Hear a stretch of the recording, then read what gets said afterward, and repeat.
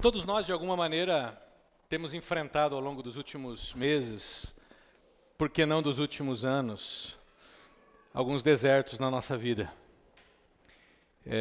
Seria muito difícil eu perguntar aqui quem não tem enfrentado momentos de dificuldade e não levantar ninguém a mão. Isso seria muito improvável. Cada um de nós temos enfrentado ao longo da nossa caminhada dias muito difíceis. E quando a gente vai para as Escrituras, para a Bíblia, e a gente começa a perceber essa linguagem de desertos, palácios, isso é muito comum porque o contexto dos personagens bíblicos, principalmente os mais antigos, era esse contexto de reis, de rainhas, de impérios, contextos de guerra. O espaço geográfico onde eles viviam é um espaço ainda até hoje caracterizado por desertos e não por matas, florestas que nem nós temos no Brasil, por exemplo, um país tropical. Então, quando você olha, por exemplo, para a vida de Moisés, por exemplo, ele tem 80 anos da vida dele que ele passa vivendo num deserto. Quando você olha para Abraão, Abraão faz a peregrinação com a família dele de uma terra para outra no deserto. Quando você olha para Jesus, as histórias de Jesus, muitas delas acontecem no meio do deserto. Alguns dos profetas do Antigo Testamento também estão, o centro da sua história acontece em ambientes de deserto, em montanhas que ficam no deserto. A história do povo de Israel, por exemplo, quando eles saem do Egito, é uma história de 40 anos vivendo num deserto. E quando a gente olha para a espiritualidade cristã, o que é o deserto na espiritualidade cristã? O que significa? Porque palácio a gente já sabe, palácio é lugar de tudo bom, né? Palácio é lugar de mordomia, palácio é lugar de estabilidade, é lugar de segurança, é lugar onde a gente fica confiante. Mas desertos dentro da fé cristã, você pode comparar assim como se fosse um deserto na vida real. O que é um deserto na vida real? É um lugar, geograficamente falando, é um lugar de terra árida. Você olha o tempo todo, você vê um horizonte que não termina nunca, é só areia ou muito pouca mata, muito pouco verde, muito pouca distração. Desertos, eles são esses momentos da nossa vida onde a gente olha para as circunstâncias e a gente talvez não consegue ver horizonte. O horizonte é a mesma coisa. Você não consegue se distrair, você não consegue ter alegria, você não consegue mudar muito as suas emoções. Por quê? Porque no deserto não tem muito o que fazer. Deserto é um lugar de reflexão. Deserto é um lugar de continuar caminhando até encontrar um oásis ou até encontrar a saída do deserto. E todos nós aqui já passamos por esses momentos. É ou não é? Todos nós temos vivido adversidades na nossa história. E os homens da Bíblia também passaram por desertos, e esses eram pessoas que não estavam necessariamente longe da vontade de Deus. E esse é um ponto que eu queria pegar com vocês nessa manhã. Esses homens e essas mulheres, nem sempre eles estavam longe da vontade de Deus, nem sempre eles estavam fazendo alguma coisa muito errada, eles nem sempre estavam contrários a Deus. Muitos deles estavam, inclusive, seguindo a Deus, amando Deus, tentando tocar a sua vida da melhor maneira possível. Ninguém aqui planeja um deserto na história, certo? Todo mundo quer viver longe do deserto, todo mundo quer viver uma vida de estabilidade. E muitos desses homens e mulheres na história das Escrituras, eles não estavam distante de Deus. Não é que nem hoje, por exemplo, que você vê uma espiritualidade meio disfuncional, aonde diz que se você está passando por dificuldade é porque você está em pecado, porque você está longe. Dá uma olhada direitinho na sua vida, porque tem uma coisa travando a bênção de Deus aí, né? Tem uma brecha aí que você abriu e aí agora você está passando por esses problemas. Porque se você tivesse bem com Deus, se você não tivesse nada de errado, você estaria numa boa. Isso é um grande equívoco. Desertos, eles eles fazem parte da nossa jornada. Desertos são lugares dentro da espiritualidade cristã aonde nós ficamos mais abertos, mais vulneráveis. Você ficar num lugar árido, sem aquele conforto todo, é uma experiência que te deixa sem alternativas. E parece que nós somos mais abertos a sermos trabalhados e transformados quando a gente fica sem as nossas alternativas. É quando as nossas forças se esgotam e a gente, então, não tem muito o que fazer. Você já passou por um momento assim que você olha e fala assim, caramba, eu não tenho mais o que fazer. Eu já tentei de tudo, já tentei fazer isso, já tentei fazer aquilo. Não dá, vou ter que abrir mão, vou ter que deixar na mão de Deus, né? Esse é a grande frase que a gente usa muitas vezes para dizer, olha, vou ter que agora começar a depender de Deus. Esse negócio de vou deixar na mão de Deus, em outras palavras enfim, eu vou ter que parar de tentar fazer as coisas do jeito que eu acho que eu posso fazer e começar a depender um pouco mais de Deus.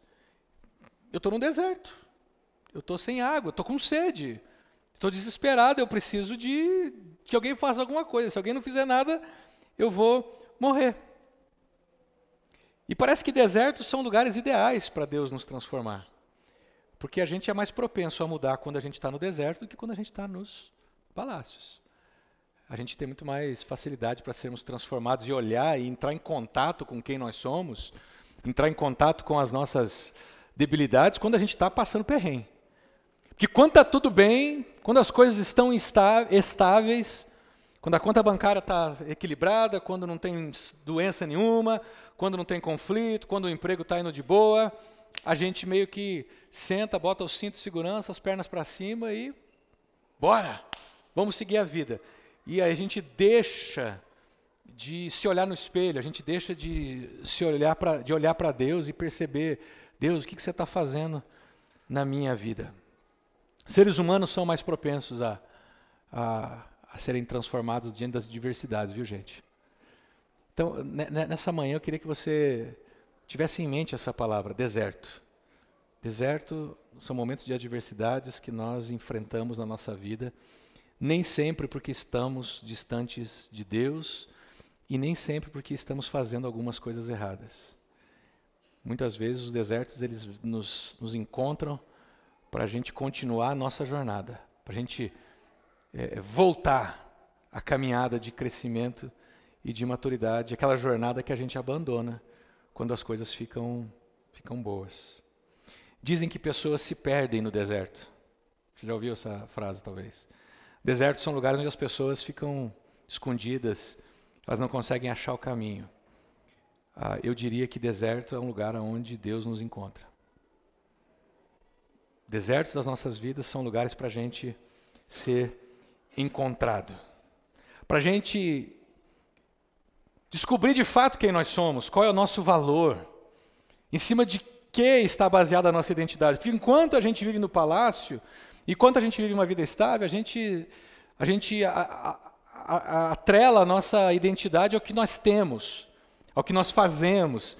E a gente tenta viver para as pessoas aquilo que nós não somos, mas sim um personagem daquilo que nós gostaríamos de ser. E aí quando a gente sai do palácio, onde a gente vive esse persona, onde a gente vive esse personagem que a gente criou para que as pessoas nos amassem, para que a gente se sentisse mais querido, a gente sai desse deserto, desse palácio, a gente vai para o deserto, lá a gente descobre que Deus não ama aquele personagem que a gente cria. Que Deus não ama aquele teatro que a gente faz. Deus nos ama quem nós somos. Deus ama a nós, dentro das nossas limitações e imperfeições. Porque no deserto não adianta fazer teatro, no deserto não adianta você botar máscara, no deserto a vida te desnuda e expõe as suas fraquezas. Quando você está num momento difícil, você é visto pelos seus amigos, pelos seus familiares, naquela dificuldade, e às vezes você não consegue sair daquela dificuldade, e os seus familiares, seus amigos estão te vendo. E às vezes você, que era uma pessoa que projetava uma imagem de alguém todo equilibrado, todo certinho, de repente agora você não tem o que fazer, você está lascado. Né? No deserto a gente resgata a identidade de quem nós somos. E lá no deserto a gente aprende, ou reaprende, ou nos lembramos que Deus ama quem nós somos de verdade. Deus ama a mim e a você com as nossas imperfeições e tudo mais. Tem um camarada nas Escrituras que viveu essa oscilação, né? Desertos e palácios. E é difícil, viu? É difícil você viver uma vida boa, não é? Assim, você viver uma vida complicada e difícil e de repente ficar tudo bem, tranquilo, é ótimo, é 1-0. É 1-0 para nós. Agora, quando você está acostumado numa vida legal, numa vida tranquila, e de repente as coisas começam a ficar difíceis, esse movimento da estabilidade para a tempestade, ele mexe com a gente. Porque daí a gente vive aquela saudade dos momentos em que a gente estava bem, dos momentos em que era tudo maravilhoso, e agora a gente fica sonhando de novo com aquele dia que vai voltar e a gente vai ganhar de novo aquela vida boa. O Davi, ele tem a infância dele na casa do pai, não sei se vocês conhecem a história de Davi, mas o Davi é um jovem pastor de ovelhas que vive numa cidade chamada Belém. Curiosamente, mesma cidade que nasceu Jesus, e ele é um pastor de ovelhas, filho de numa família onde ele tem 7 irmãos homens. Ele é o mais novo, ele é o caçula, e diferente da nossa cultura, essa cultura que ele vive, o caçula não tem toda essa babação em cima deles, o caçula não é protegido como é hoje, o caçula não é tratado como príncipe, como princesa, como rainha, não é mimado. O caçula, na verdade, nessa cultura de Davi, ele é posto para fazer aquelas coisas que os mais velhos não querem fazer. Ele tem um lugar dentro de casa assim, ó, você fica com o que sobra. E o Davi era o pastor de ovelhas, nenhum dos irmãos dele gostariam de pastorear as ovelhas. Pastorear a ovelha é um trabalho sujo, é um trabalho chato, é um trabalho difícil. Você fica lá mexendo com bicho, mexendo com sujeira, tendo que limpar, tendo que cuidar. É meio que um trabalho assim que você olha e fala assim, eu não quero fazer esse trabalho. E Davi, como irmão mais novo, ele é designado para essa função. E o Davi, na infância, na casa do pai, na sua adolescência, ele recebe a visita de um camarada chamado Samuel, que é um profeta do tempo do seu país, e que esse profeta vem até a sua casa e unge Davi como rei de Israel quando ele ainda tem talvez 15 ou 16 anos. Um menino que faz as suas tarefas, que é tido pelos pais e pelos irmãos como aquele que talvez não vai dar nada na vida. De repente o profeta chega na casa dele, olha para os irmãos e fala, não, vocês são muito bons. Deus não precisa de caras bons que nem vocês. Deus precisa de pessoas mais dependentes, pessoas que aprendam a deixar ele guiar. Então Deus manda Samuel ungir Davi como rei de Israel. E esse adolescente, fica com essa pulga atrás da orelha. Ele foi ungido rei, mas ele não tomou o trono, ele não está exercendo a sua função, mas ele foi escolhido por Deus para liderar a nação de Israel nos próximos anos. E aí, no momento da sua infância, existe uma guerra contra os filisteus, e os irmãos de Davi são convocados pelo exército para fazer parte do exército e lutar contra os filisteus. Um belo dia, os irmãos estão lá acampados junto com o exército de Israel no vale de Elá. De um lado está o exército de Israel, de um lado está o exército dos filisteus. E eles ficam ali naquela provocação durante 40 dias, um dizendo para o outro, vem cá, vocês não são homens para me pegar, tal, vem, vamos ver quem de vocês é que tem coragem de vir primeiro, tal. E de vez em quando, durante o dia, saía um soldado no meio do exército dos filisteus, um cara um pouco maior, um cara um pouco mais forte, um cara que dava um pouco mais de medo, e dizia, vamos fazer o seguinte, vamos acabar com essa palhaçada aqui, ó. Escolhe um cara de vocês aí, em vez da gente lutar o exército todo, vamos lutar 2 caras. Escolhe um cara aí, se tiver um cara que me mata, que consegue me derrotar, a gente resolve esse negócio. E enquanto isso acontece, o Davi é aquele pastorzinho de ovelhas que leva comida para os seus irmãos, que são os soldados que estão lá nesse confronto.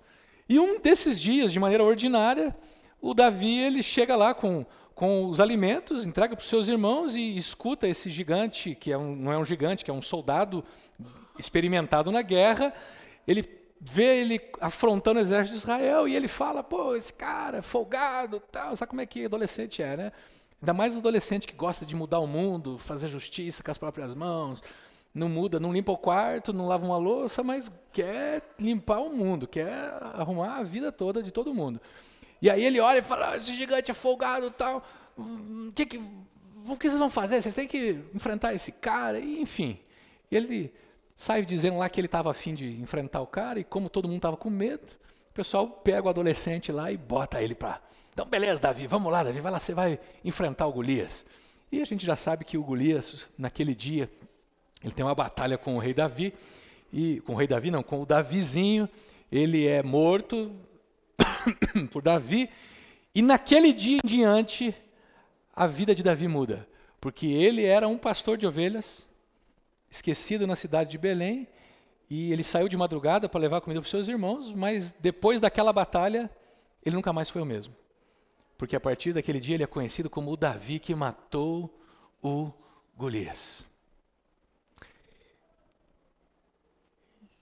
Davi sai de uma posição de um mero pastor e ele agora vai morar junto com a realeza, no palácio. Daquele dia em diante, qual dia? Do dia em que Davi matou Golias, Saul, que era o rei de Israel, manteve Davi consigo e não o deixou voltar à casa de seu pai. Já pensou? Que mudança de vida? O cara era pastor de ovelhas, vivia lá, cheirando bosta de ovelha, cheio de mato, sendo esculachado pelos irmãos, e agora ele está indo para a casa do rei. E lá no palácio, o que ele vai fazer? Bem, Saul olhou para aquele camarada e falou, cara, vou investir nesse moleque. Vou investir nele. Matou o Golias, vou investir nele. Então lá no palácio, o que Davi fazia?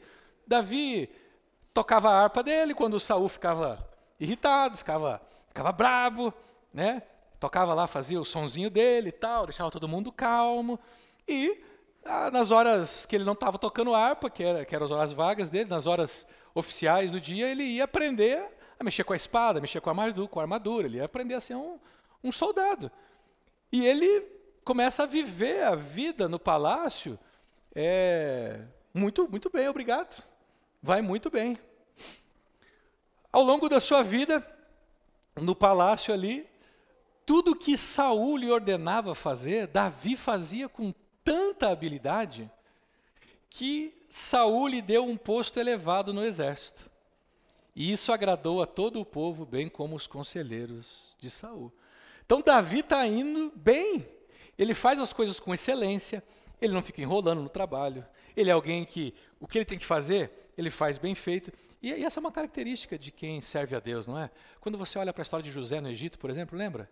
O cara fazia bem as coisas, o cara não fazia pela metade as coisas.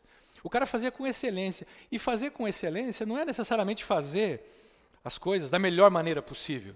Fazer com excelência é fazer da melhor maneira que você pode fazer. Então é você dar o seu melhor naquele negócio. E parece que Davi fazia esse negócio. Ele fazia com tanta habilidade que ele progrediu, ele foi promovido. Deu um posto elevado no exército ao longo dos anos. E isso gerou em Davi, tornou Davi um cara popular, um cara conhecido.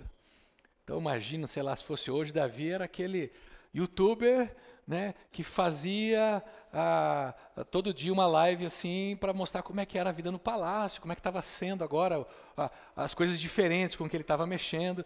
E aí o pessoal começou a conhecer Davi. Pô, Davi, aquele cara que matou o gigante, não, eu falo gigante, mas não é gigante, a Bíblia não fala que ele era gigante, caramba. Isso é coisa, né, historinha da carochinha, ele era um soldado. Matou o Golias, o Davi, aquele que matou o Golias, era só um adolescente, ele foi pro palácio, agora ele é um dos soldados de Saul, agora ele está com um posto elevado no exército, e todo mundo parece que gostava muito de Davi. E Davi vai crescendo na sua vida, e à medida que ele ascende ao palácio, o sucesso e a popularidade traz alguns problemas para ele também. Por exemplo, quando os soldados voltavam para casa depois que Davi matou o filisteu era Golias. As mulheres saíram de todas as cidades de Israel ao encontro do rei Saul com cânticos e danças, com tamborins, com músicas alegres e instrumentos de 3 cordas. Ou seja, depois de uma guerra, era natural o cortejo, o exército voltando para casa e a cidade recebendo. No Brasil, a gente faz isso com jogador de futebol, jogador de vôlei, né, o pessoal que ganha uma medalha nas Olimpíadas e tal. Nessa cultura, eles faziam com os soldados que ganhavam as suas guerras. Então, todo mundo para a rua, vamos cantar, vamos fazer aquele carnaval, aquela marcha, aquela escola de samba, carro alegórico, o pessoal todo celebrando a volta do rei. Só que as mulheres dançavam e cantavam. Saul, eu não sei como é que é essa melodia, devia ser um sambão assim, né, daqueles do Carnaval do Rio de Janeiro, né? Saul matou milhares e Davi dezenas de milhares. Então, você imagina Saul ali assim naquele cortejo tal, escutando a multidão cantando isso, e de repente ele, opa, será que eu ouvi direito esse negócio? Como assim? Eu matei 1000 e Davi matou vários, dezenas de milhares? Deixa eu ouvir de novo. E estava lá, Davi, Saul, 1000, Davi, 10.000. E aí Saul, cara, começou a ficar irritado com esse refrão e aborrecido disse, como assim? Atribuíram a Davi dezenas de milhares, mas para mim apenas milhares? O que mais falta para esse cara, senão o reino? Daí em diante, Saul olhava com inveja para Davi. Davi faz a ascensão dele para o palácio, só que essa ascensão começa a trazer alguns conflitos para ele. E Saul, que é o rei, começa a lidar com inveja. E aqui está a queda de Saul. Porque Saul começa a despencar na sua vida quando ele começa a se comparar com o outro. Engraçado, a inveja não é um negócio, o pessoal fala que quando a gente está passando por problemas, né, fala assim, pode ser que tenha alguém que está com inveja de você. Não, mas a inveja não prejudica quem é alvo da inveja. A inveja prejudica quem é a pessoa que tem a inveja, o invejoso. Né? Você começa a se comparar com o outro, isso começa a drenar a tua felicidade, a tua alegria. Até então você é super feliz com o seu carrinho. Está velho, mas está pago. Está de boa, está andando, você faz uma viagenzinha aqui, uma viagenzinha ali, está ali de boa, tranquilinho. Um dia você chega na casa do seu cunhado e ele está lá com um carro novo que ele comprou. Aí você olha para o carro dele, olha para o seu carro, olha para o carro dele, olha para o seu carro, olha para o carro dele, olha para o seu carro e pronto, já perdeu a paz. Porque você volta para casa assim, ó, caramba, se meu cunhado comprou um carro novo, eu posso comprar também. E aí você já não dorme mais porque você quer comprar um carro igual ao do seu cunhado. E paga em 72 vezes. E aí você compra o carro do seu cunhado. Você compra um carro igual ao do seu cunhado. E aí você vai um dia visitar, num almoço de família, o seu sogro, sua mãe, seu pai, com o seu carro novo. E fala assim, vou chegar lá, vou ver o meu cunhado com o carro, ele vai ver o meu carro. Só que você chegou lá, você descobriu que o seu cunhado comprou um carro mais novo que o seu, cara. Tá vendo? A gente começa a se comparar com os outros e esse negócio começa a minar a nossa alma. A inveja vai acabando com a gente. Porque o outro está mais forte. Eu lembro que quando eu era adolescente, a inveja da minha época era olhar para os meus contemporâneos. Eu sempre fui mais assim... quando eu tinha meus 14, 15 anos, eu parecia de fato um menino de 14, 15 anos. Eu não tinha barba, eu não tinha pelo no corpo, eu tinha pele lisinha, né? Minhas pernas eram peladas também, meu braço era fininho. Então, eles olhavam para mim aos 14 anos, pô, o moleque tem 13, 14 anos, beleza. Mas eu tinha amigos que tinham 14 anos e os caras tinham barba, os caras já eram mais... fortinho, tinha um cara de homem mais adulto, e aquilo fazia a gente ficar assim, meio depressivo. Eu falava assim, caramba, por que ele tem o braço mais grosso do que o meu? Né? Por que ele tem barba? Por que ele tem pelo na perna? Né? Aí você olhava assim, ficava procurando uns pelinhos na perna para ver se achava, mas não tinha nada, era moleque mesmo, cara. Né? Por quê? Porque as meninas ficavam mais com esses caras, porque esses caras pareciam mais velhos. E eu sabia que esses caras tomavam algumas coisas, injetavam algumas coisas no braço para ficar forte. Pô, eu lembro de um menino que da noite pro dia ele apareceu com o braço. O cara era o Sylvester Stallone, cara. Eu olhava e eu até cogitei, né? Porque eu falei, pô, não, vamos ver como é que é esse negócio. Porque eu queria andar de baby look na época. Nessa época, a moda era baby look. Não sei se vocês lembram disso. Aquelas camisetas pretinhas que os homens usavam, que vinha aqui assim, ó. Né? Por quê? Porque eles gostavam de mostrar o bíceps deles. Tal. E eu com 14, 15 anos querendo... E aquilo me acabava comigo. Eu falava, caramba, bicho. Né? Eu só fui ter bigode com quase 30 anos, meu. Hoje eu sou peludo, as costas e tudo mais. Eu falo, agora não preciso mais. Eu queria quando eu tinha 15 anos. Eu queria andar sem camisa na escola, mostrar para todo mundo. Agora não, agora... Às vezes você se compara demais com os outros. E você cai no erro de Saul, pô. E Saul não sabia ainda que Davi tinha sido ungido rei. Mas ele fala, pô, esse cara, daqui a pouco vão dar o reino para ele. O Davi tinha muito êxito em tudo que fazia, pois Deus estava com ele. E aqui tem um negócio interessante. Davi tinha muito êxito, por quê? Porque ele fazia as coisas com excelência. Mas Deus estava com ele. E esse é um avião. São duas asas de um avião. Tem gente que só quer o Senhor com você, Deus contigo. Tem gente que só quer a bênção de Deus com você. Mas não quer fazer as coisas com excelência. Não quer fazer as coisas bem feito. Lembra de uma coisa, Deus nos abençoa e abençoa o trabalho das nossas mãos. Quando você faz bem feito, Deus está com você. Quando você não faz, é mais difícil. Então, Davi tinha êxito em tudo que fazia, porque ele fazia as coisas bem feitas. E Deus o abençoava. Davi trabalhava bem, e Deus o abençoava. Davi cuidava da sua família bem, e Deus o abençoava. Davi estudava bem, e Deus o abençoava. Pode orar para Deus te ajudar na prova, mas estuda.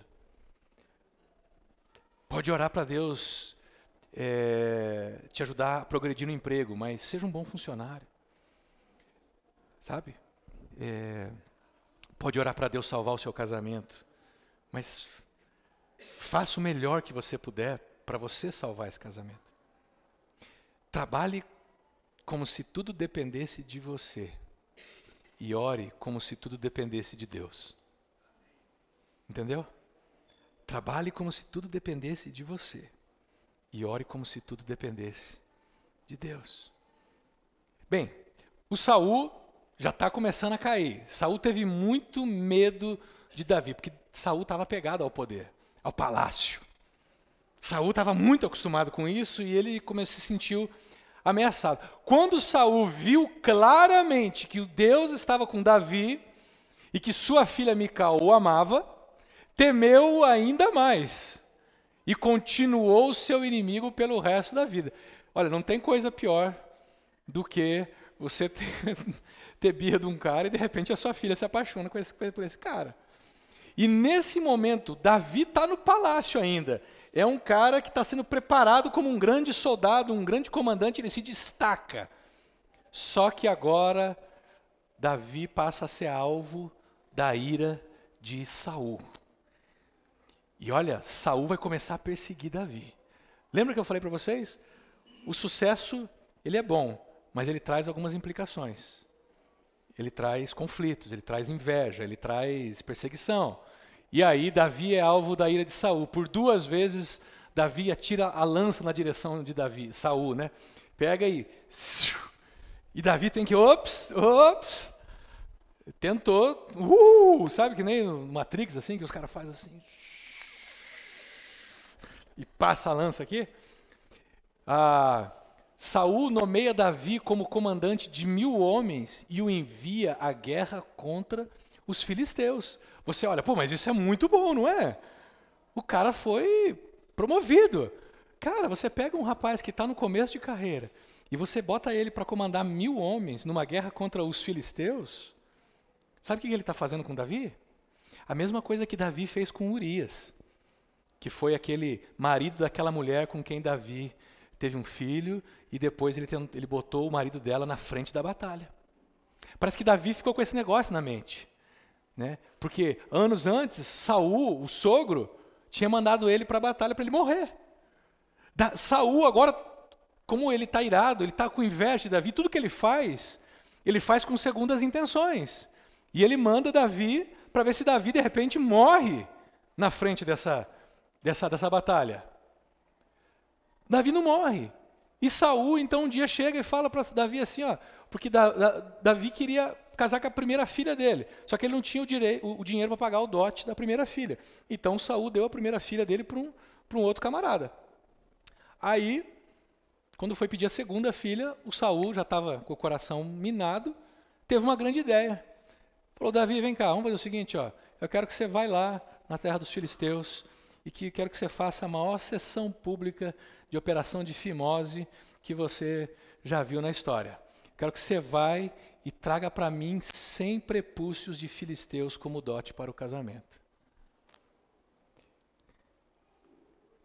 Você sabe o que é prepúcio? Ele foi lá e circuncindou os caras. Claro que Saul achou que o Davi, nessa de arrumar 100 prepúcios, ele ia morrer. Quão grande não é a surpresa de Saul quando Davi volta com um saquinho nas costas, pendurado. Fala assim, tá aí, sogrão. Você não queria? Fizemos uma sessão, né? Cuidamos da saúde daquela turma lá. Olha o que Saul faz. Saul manda seus homens um dia até a casa de Mical e Davi, depois que Davi está casado, para mandar matar. Meu, vocês falam que sogra é ruim? Isso é um sogro, cara. Se a pessoa você tem um sogro desse, que na calada da noite, ele manda os seus homens cercar a sua casa para te matar, só que a sua filha avisa. Saul enviou alguns homens à casa de Davi para vigiá-lo e matá-lo de manhã. Mas Mical, a mulher de Davi, o alertou. Então Mical fez Davi descer por uma janela e ele fugiu.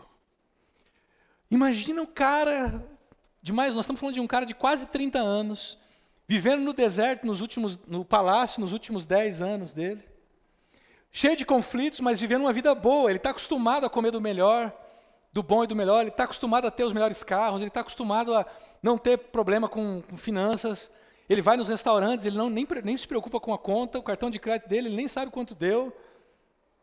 A vida dele está estável, só que agora ele tem que fugir disso. E quando ele foge, ele vai para o deserto. E ele é exilado no deserto. Davi se torna oficialmente, nesse momento, um exilado político. Porque toda a mídia de Israel está divulgando Davi como um criminoso, como um cara que afrontou o rei, como um cara que merece ser perseguido. E ele está no deserto agora, longe da sua família, e vivendo uma vida diferente. Ele fica 8 anos no deserto. Vocês estão percebendo o ciclo da vida de Davi? Pastor de ovelhas, fama, aí ele mata, né, o filisteu, depois ele vai para o deserto, vai para o palácio, vira o cara, todo mundo aclama ele como o cara, e aí ele começa a ser perseguido pelo sogro, e o sogro tenta matá-lo, e agora ele vai ter que fugir do sogro. E lá no deserto, nesses 8 anos, Davi se torna líder de excluídos e perseguidos. Olha o que 1 Samuel 22 diz. Juntaram-se a Davi todos os que estavam em dificuldades, os endividados e os descontentes, e ele se tornou o líder deles. Cara, quando você está ruim, você ainda arrumar amigos que estão pior que você, bicho, é triste esse negócio, cara. Né? O bom é quando você está ruim, mas você tem amigos que estão bons, porque pelo menos você fica animado, você fica encorajado, você fala, não, vamos nessa. Agora, imagina você vivendo a crise e os teus grandes amigos, as pessoas que estão em volta de você, você convive o tempo todo com gente que está dívida, emocionalmente doente, gente desesperada. Davi no deserto, ele vive entre desertos e cavernas, florestas e terras inimigas, enquanto Saul persegue incessantemente. Então, Davi está de noite dormindo e ele está escutando o deserto, o exército de Saul se movimentando para atacá-lo de manhã. E ele tem que fugir. Davi vai para um lugar, ele tem que estar sempre atento. De repente ele passa um vulto, ele, ops, é alguém. Davi está com o seu celular grampeado. O pessoal está com a localização dele, o tempo todo ele não sabe aonde estão os inimigos. Ele está vivendo um deserto, um período difícil da vida dele. Ele se junta a esses caras, e quando você vai lendo a história, o que Davi faz é que ele se junta a esses caras e ele faz alguns bicos para sobreviver. De vez em quando tem uma guerra, ele meio que monta um exército paramilitar. De repente tem uma terra de um fazendeiro que está sendo invadida, ele contrata o Davi e o seu bando, eles vão lá e ajudam. De repente tem uma cidade de Israel que está sofrendo ataque de inimigo, Davi vai lá com eles, faz um bico durante o final de semana, vigia uma festinha, aqui, outra ali.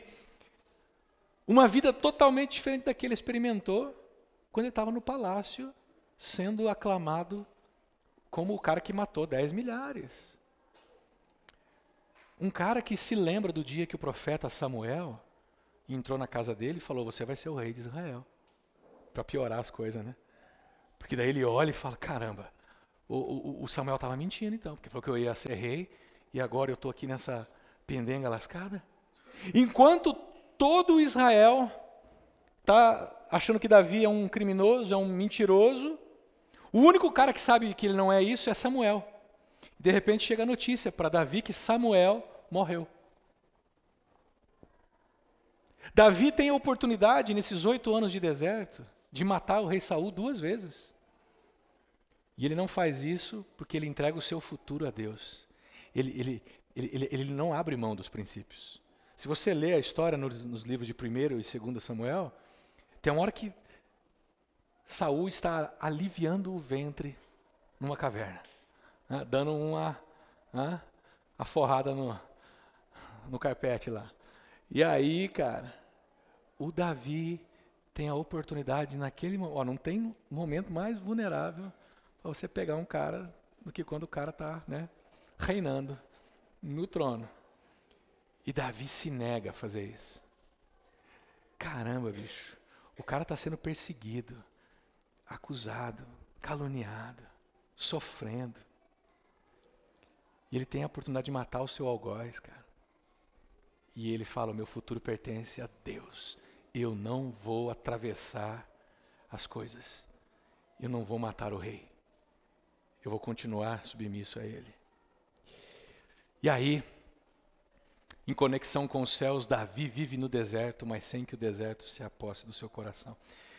Eu contei a história de Davi para vocês perceberem como é que esse cara consegue viver no deserto e ainda continuar sendo esse homem com princípios, que não pega atalhos, esse homem que não mata o rei, esse homem que continua adorando a Deus, que continua esperando em Deus. Eu diria, Davi vive o deserto, mas não deixa que o deserto viva dentro dele. Ele está engolido pelo deserto, pela realidade, mas ele não deixa essa realidade tornar o coração dele árido, tornar o coração dele amargo. Como eu já disse aqui, todos nós já passamos por desertos, a vida nossa é marcada por desertos. O que faz a diferença quando a gente passa por desertos é as decisões que nós tomamos nesses momentos de vida. Você olha para uma pessoa mais velha, por exemplo, uma pessoa idosa, se você fizesse um retrospectivo da vida dessa pessoa, você ia ver que, ela passou vários desertos. Mas algumas dessas pessoas mais idosas, elas são azedas, elas são amargas. E algumas dessas pessoas que passaram por tantas dificuldades, ou até piores, são alegres, são felizes. Por quê? Por que tem pessoas que saem do deserto alegres e pessoas que saem do deserto amargos e azedas?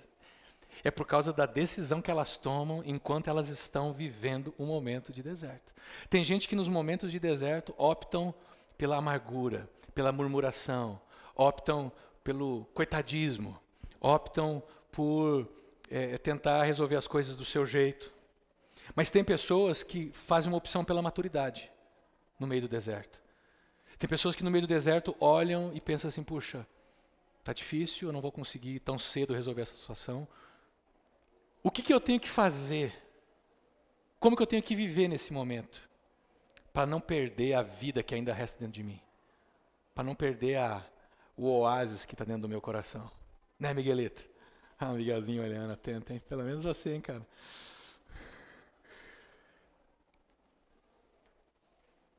Como que você se mantém, meu irmão, minha irmã, firme nos momentos de deserto da sua vida? Você deixa a sua energia ir embora? Ou você faz como Davi? Davi, ele escreveu salmos durante esse período do deserto. Aí você pensa, puxa, eu tenho que escrever salmos então? Não. Davi buscava a Deus. Davi buscava a presença de Deus nesses momentos de deserto. Davi, enquanto ele estava lá na caverna, durante a noite, escutando os inimigos rondando, ele orava: livra-me dos meus inimigos, ó Deus. Põe-me fora do alcance dos meus agressores. Livra-me dos que praticam o mal e salva-me dos assassinos. Vê como eles ficam à minha espreita, homens cruéis conspiram contra mim. Davi tinha a capacidade de se colocar diante de Deus, reconhecer a sua dificuldade e se lançar nas mãos dele. Deus, olha como que está difícil esse momento do país. Eu que trabalho como autônomo, Senhor, eu não estou conseguindo fazer negócios. Deus, além de não conseguir fazer negócios, eu ainda tenho aqueles que me prejudicam. Deus, olha para mim, olha a minha saúde emocional, olha como é que eu estou, desanimado, à beira de uma depressão. Deus, olha como é que eu não estou conseguindo lidar em casa. Deus, olha como é que as minhas relações estão se deteriorando, porque eu não consigo mais sustentá-las. Buscar a Deus, orar a Deus em momentos do deserto, ajuda a gente a manter o coração irrigado, quando externamente está tudo árido, está tudo seco. Eu sei, é que a gente vive palácios. E no palácio a gente não tem que clamar por água, a gente vai na torneira e pega, ou pede para alguém trazer. Mas quando acabam-se as energias, você tem que orar a Deus e dizer: Deus, eu não tenho mais o que fazer. Me acode ou eu vou morrer, ou eu vou desandar, não sei. Ó Deus, Tu és o meu Deus, eu Te busco intensamente, a minha alma tem sede por Ti. Como assim? Eu estou sendo perseguida há 8 anos por um cara que eu nem fiz nada para ele que está com inveja de mim. Na verdade, eu nem pedi para ir no palácio, ele que me levou. Eu Te busco intensamente, a minha alma tem sede. E Davi sabe o que é ter sede, porque ele está no deserto. Ele não está no palácio. Ele sabe o que é ter que buscar água em lugares diferentes, todo dia, durante 8 anos, para tomar e matar sua sede debaixo de um calor complicado. Então ele faz essa imagem, fala: a minha alma tem sede de Ti, todo o meu ser anseia por Ti, ó Deus.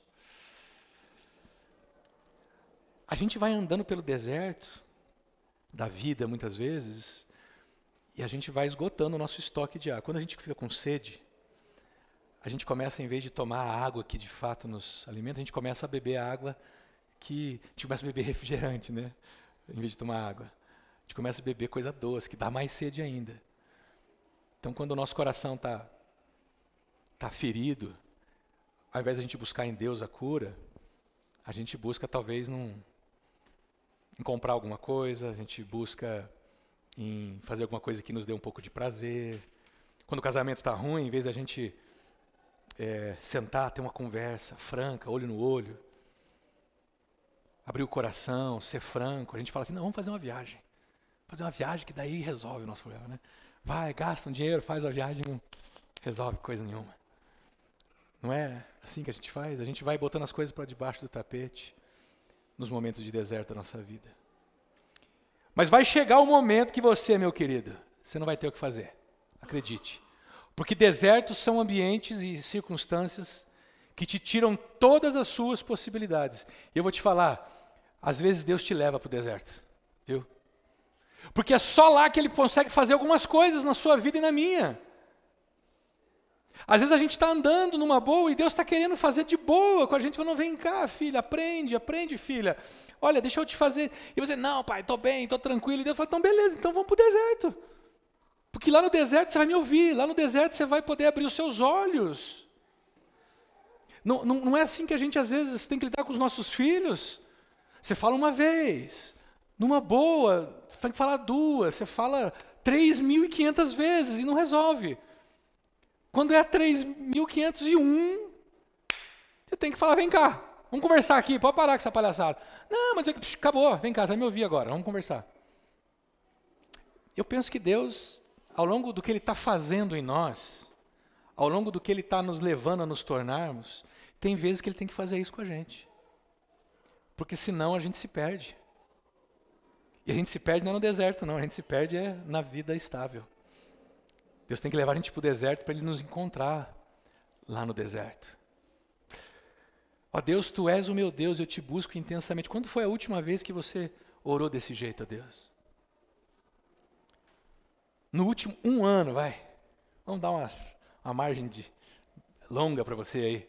No último 1 ano, quando foi a última vez que você se sentou, talvez, na sua cama, no seu sofá, e você disse, ó Deus, eu Te busco. Intensamente a minha alma tem sede por Ti. Eu quero Te conhecer, Deus. Deus, eu quero experimentar da Tua presença. Todo o meu ser anseia por Ti numa terra seca, exausta e sem água. Eu vivo num mundo, Deus, onde não tem muito espaço para beber água. Eu vivo num mundo perseguido por Saul. O mundo de Saul é um mundo onde não tem espaço para crescer, para se alegrar com as coisas do outro. Eu estou num mundo onde quando eu tenho sucesso, eu sou criticado. Quando eu não tenho, eu sou criticado também. Deus, eu estou numa terra seca sem ar, mas eu quero te olhar no Teu santuário e avistar o Teu poder. Eu quero ver que você, Deus, tem tudo nas suas mãos. Quando foi a última vez que você fez essa oração? No meio dos desertos que você tem enfrentado, meu querido.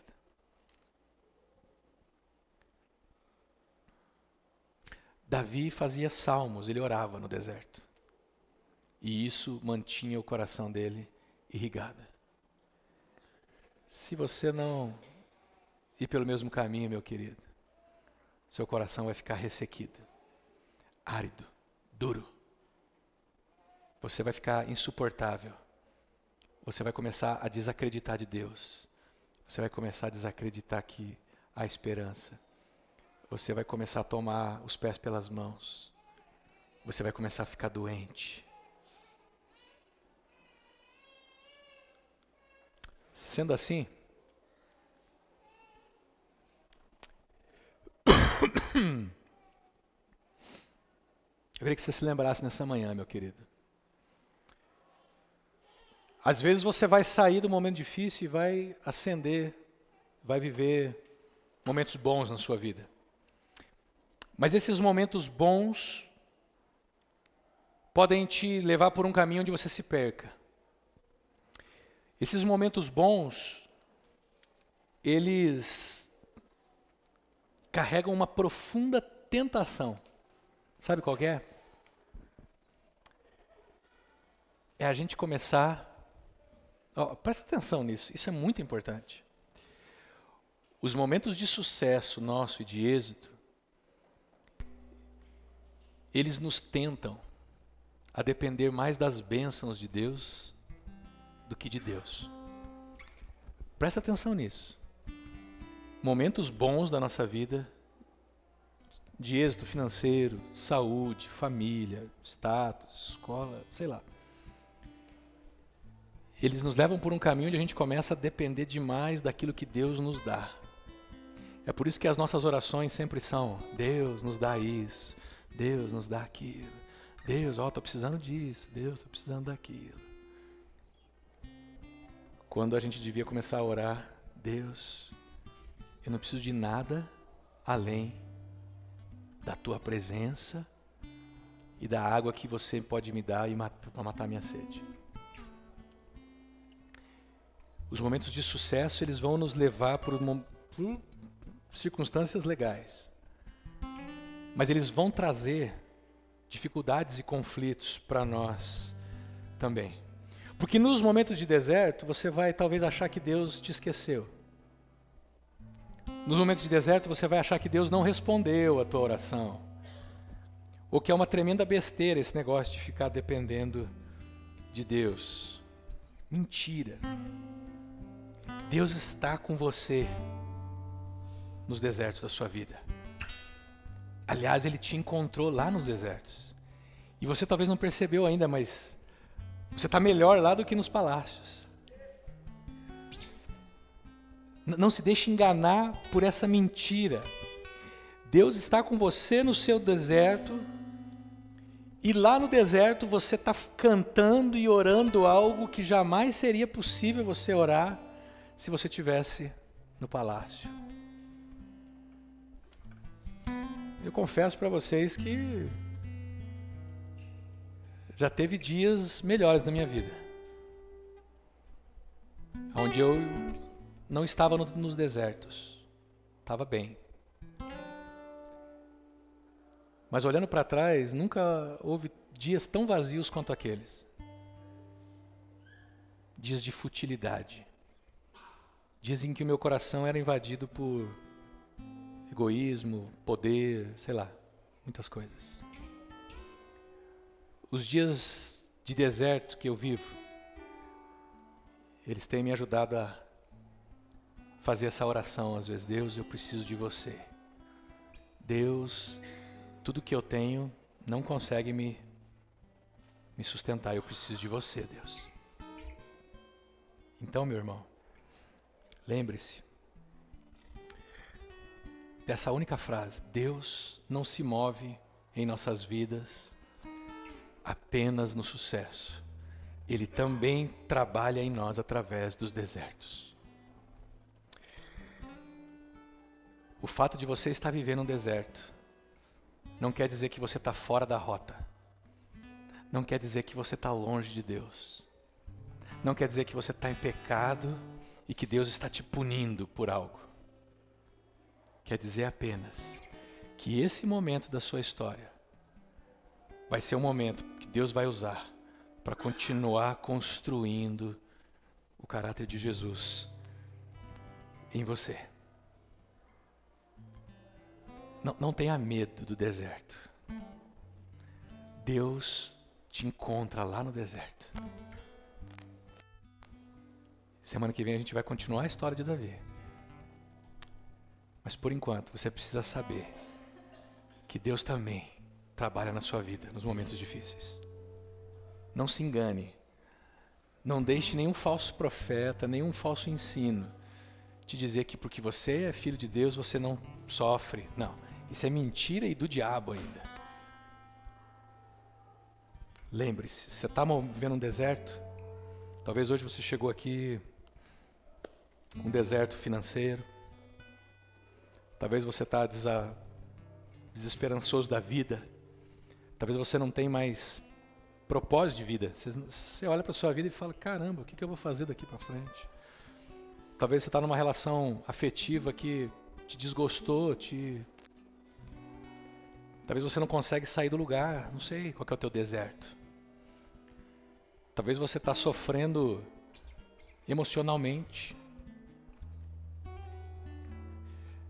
Às vezes você é igual aquele menino que joga bola o dia inteiro na rua e só vai perceber os machucados que teve quando vai tomar banho à tarde. E aí a água vai caindo nas feridas, ele começa, tá doendo aqui, mas enquanto ele estava jogando, ele não... Às vezes você, ao longo da vida, você está naquela correria, naquela disposição, e você está sendo batido, você está se machucando, mas talvez você parou agora e percebeu: puxa, como eu estou arrebentado. Deixa Deus trabalhar na sua vida. Deixa Deus cuidar disso. Eu lembro que um e-mail que eu recebi do meu um grande pastor, um grande amigo e mentor, o Ricardo, quando eu e a Esther perdemos a Elisa, as palavras dele foram mais ou menos assim: lamento muito, sinto muito, tal. E que você deixe que essas marcas possam fazer parte da história que Deus está construindo na sua vida. Ponto. Deixa Deus usar essas marcas que você está sofrendo hoje, irmão. Vamos orar? Jesus, obrigado pela esperança que nós temos de não morrermos de sede, de não ficarmos abandonados e largados no exílio do deserto, Senhor. Obrigado pela boa notícia de que o Senhor nos encontra lá e que o Senhor vai até nós lá.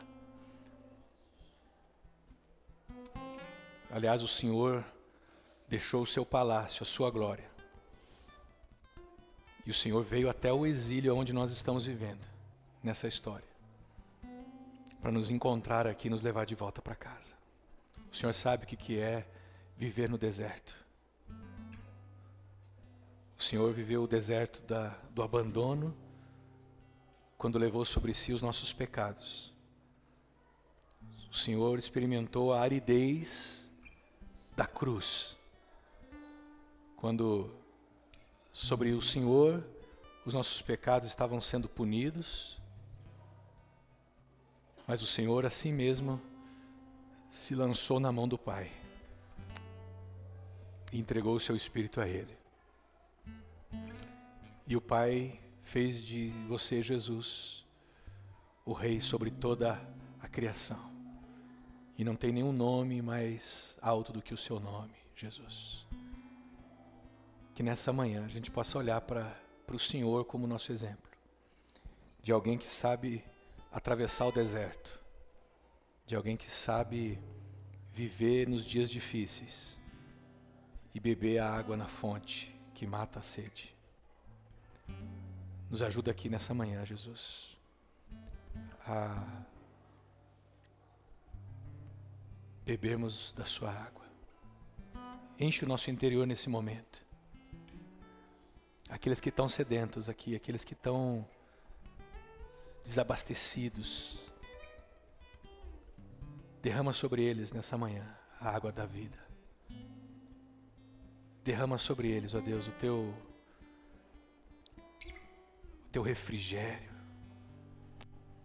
Derrama sobre mim, sobre nós, esse refrigério que acalenta a nossa alma, Senhor, e que nos faz continuar caminhando sem desistirmos, sem azedarmos, sem ficarmos amargos, mas que nos ajuda a caminhar com o coração irrigado, com o coração hidratado, em terras de aridez. Nos fortalece nessa manhã, Jesus, para que a gente, ao sairmos daqui e andarmos pelo deserto lá fora, aqueles que estão morrendo de sede da Tua presença possam olhar para nós e querer também beber da mesma água e da mesma fonte que a gente tem bebido, Senhor. Nos conduz com as Tuas mãos. O Senhor é o nosso pastor. Nada vai nos faltar. Nada vai nos faltar. O Senhor nos faz deitar em verdes pastos. O Senhor nos guia por águas tranquilas. O Senhor refrigera a nossa alma. E ainda que a gente ande por um vale sombrio, o vale da sombra da morte, nós não precisamos temer mal nenhum, porque o Senhor está conosco. E a Tua vara nos disciplina e nos corrige, e o Teu cajado nos dá direção, nos consola. A Tua bondade e a Tua misericórdia vão nos perseguir até os últimos dias das nossas vidas, Senhor. Por isso que nós confiamos em Ti. Então é isso que nós pedimos a Ti nessa manhã. Te agradecemos. Amém. Que a graça de Jesus, que o amor do nosso eterno Deus e Pai, e que o Espírito Santo possa nos encher e nos conduzir pelos desertos, irrigando a nossa alma, desde hoje e para todo sempre.